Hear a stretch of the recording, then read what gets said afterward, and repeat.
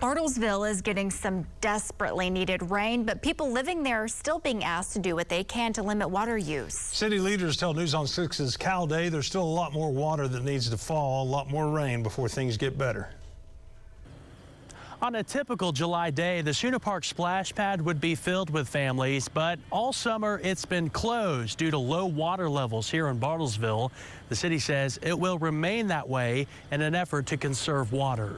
While the water slides stay empty, it's a different story on the other side of the park.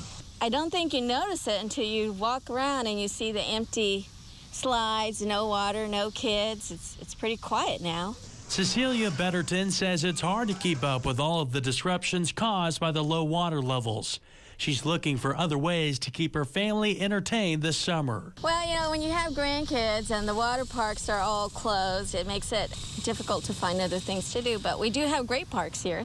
Water Utilities Director Terry Lauritsen says the city is operating with 57% of its water supply right now. That number is prompting conservation efforts, which includes rate increases and staggered watering days for lawns. We've been under an exceptional drought, which is the worst classification for a drought really since late August, early September of last year. Lauritsen says the city's drinking water mainly comes from Beulah and Copan lakes. He estimates rainfall amounts are 20 inches below normal for the year. The watersheds that feed those lakes is really in southeast Kansas, and that's the area that's really been experiencing the really extreme drought.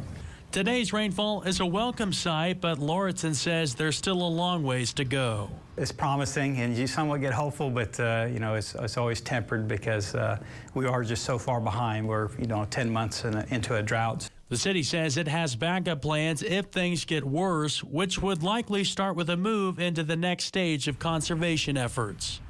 In Bartlesville, Cal Day, Oklahoma's own News on 6.